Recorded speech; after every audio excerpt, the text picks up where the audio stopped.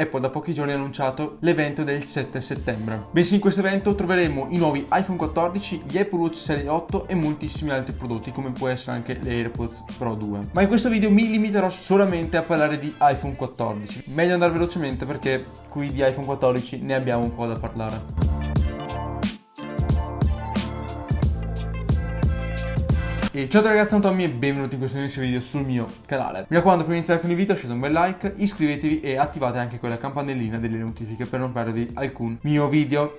In più sto vedendo che i video ultimamente stanno andando molto bene, quindi GG. Di iPhone 14 ormai se ne parla dall'uscita di iPhone 13. Prima di tutto partiamo con i modelli che potremo vedere a settembre, ormai confermati da varie foto e render. iPhone 14, iPhone 14 Max, iPhone 14 Pro e iPhone 14 Pro Max. Da come avete capito non ci sarà più l'iPhone mini. Con l'iPhone 12 è stato proposto questo nuovo iPhone da 5.4 pollici, idem con il 13 mini è stato riproposto ancora, lasciando stare un po' il mezzo flop del 12 mini che di batteria faceva pietà. Il 13 mini era un buonissimo equilibrio, anzi migliorava molto in batteria, mentre quest'anno con la serie 14 non ci sarà più il mini, verrà praticamente rimpiazzato dall'iPhone 14 Max. Infatti il 14 Max sarà una versione pari passo grande come un Pro Max da 6.7 pollici, ma con le caratteristiche base dell'iPhone 14 ovviamente. Questo iPhone 14 Max si potrà anche chiamare iPhone 14 Plus, ricalcando la nomenclatura che si usava una volta, se vi ricordate, con iPhone 6 Plus, 6S Plus, 7 Plus e 8 Plus, e non viene utilizzata da ben 5 anni questa parola, quindi potremo vedere un suo ritorno. L'iPhone 14 base sarà sostanzialmente una versione S dell'iPhone 13 base, vedremo probabilmente nuovi colori e la notch rimarrà sempre la stessa. Forse dal lato fotocamera si potrà vedere un miglioramento dal lato sensoristico come è successo con gli iPhone 13. Infatti gli iPhone 13 ereditavano il sensore di iPhone 12 Pro Max, solo della grandangolo e dell'ultra grandangolo. Ovviamente il teleobiettivo rimane esclusiva degli iPhone Pro, quindi potrà essere che forse in iPhone 14 vedremo un sensore, quello del 13 Pro e Pro Max. Il processore resterà l'A15 e non ci sarà il passaggio alla 16, e in più potremo vedere 4 GB di RAM ancora installati su questi iPhone. Mi pare di vedere con il processore la stessa situazione che si è verificata nel 2013 con iPhone 5C e iPhone 5S. Se vi ricordate, il 5S era l'iPhone di punta, mettiamo in caso l'iPhone più Pro rispetto a quelli che vediamo ora, perché aveva il processore A7 64 bit, mentre l'iPhone 5C era un iPhone 5 ma colorato con un retro in policarbonato se non sbaglio, e in più il processore era il medesimo e anche la RAM. Ma adesso passiamo agli iPhone 14 Pro e Pro Max, che lì sì che ci saranno le vere novità. Dovremo trovare la scomparsa della notch al posto di un doppio foro, che alla sinistra sembrerà includere tutti i sensori per il Face ID e a destra la camera per il selfie. La più grande novità si concentrerà sul retro, ovvero sulle fotocamere. Si parla che Apple possa fare l'upgrade di megapixel alla telecamera wide, alla telecamera principale, che da 12 megapixel passerà a 48 megapixel, un bel cambiamento.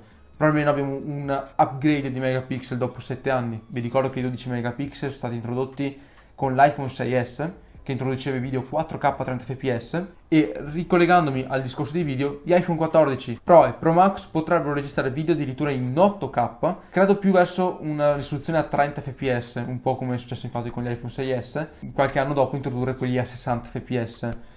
E devo dire che i video 8K su un iPhone sarebbero la svolta. In più, attenzione, il bump della fotocamera sarà ancora più grande, sembra, almeno dai mock-up, e c'è che ha fatto anche un concept di un iPhone 15 Pro. Bellissimo. Nella variante Pro troveremo il chip A16 prodotto interamente da TSMC a processo produttivo 5 nanometri. In più l'iPhone Pro dovrebbero rimanere su 6 GB di RAM, anche se alcuni hanno ipotizzato addirittura 8 GB di RAM, ma credo che 6 GB di RAM possano essere il giusto compromesso, visto che iOS non è molto energivoro da questo lato. Si parla anche di nuovo modem Qualcomm Snapdragon X65 per quanto riguarda velocità più maggiori per quanto riguarda il 5G. Da molti anni anche si parla della connettività satellitare, si parlava sin dai tempi di iPhone 11, solo che non è stata introdotta, iPhone 12 nulla, di iPhone 13 non si è neanche parlato di tanto di questa funzione, quindi niente. Forse con iPhone 14 potrebbe esserci la svolta, sarebbe molto utile in caso se non avessimo ricezione da qualche parte e dovremmo chiamare i soccorsi. Ritornando anche su iPhone 14 base adesso, potremmo avere questa particolare funzione, bensì l'iPhone senza SIM, ovvero si parla molto di un futuro ormai che le SIM fisiche sono destinate a scomparire per far spazio alla variante eSIM, alla SIM elettronica. Se già visto qualcosa, con iPhone 10S e iPhone 10R che permettevano il dual SIM, la prima SIM fisica, la seconda SIM elettronica. Sembra che Apple sia pronta a commercializzare anche un iPhone totalmente eSIM. Non credo molto che Apple possa introdurre due versioni di iPhone 14 diverse, perché sarebbe un bel casino anche in produzione. I tagli di memoria di iPhone 14 dovrebbero rimanere 128, 256 e 512, mentre si parla per iPhone 14 Pro di una partenza da 256 GB per dopo passare a 512, 1 TB e 2 TB.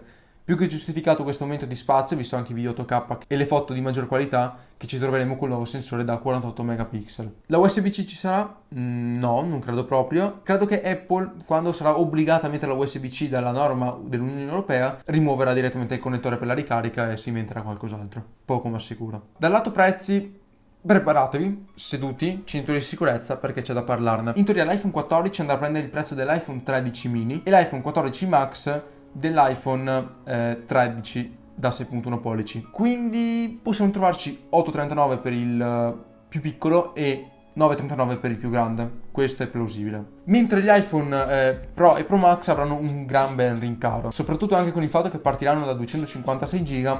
C'è questo piccolo problema, ovvero prendendo i prezzi statunitensi, quindi infatti gli iPhone Pro partono da $999 e il Pro Max da $1.099 all'incirca. L'iPhone 14 Pro dovrebbe costare $1.099, quindi 1.289 euro qui in Italia, mentre per il 6.7 pollici Pro Max arriveremo a 1.199, quindi è un po' tantino. La presentazione sarà il 7 settembre e il venerdì, non quello della stessa settimana ma in teoria quello prossimo, dovrebbero essere aperti i pre-order. Di Apple Watch Serie 8 e di AirPods Pro ne parlerò in un video probabilmente a parte oppure direttamente quando ci sarà la presentazione finita. Spero che questo video vi sia piaciuto, è stato così, lasciate un mi piace, commentate e condividete e noi ci vediamo in un prossimo video. Ciao ragazzi!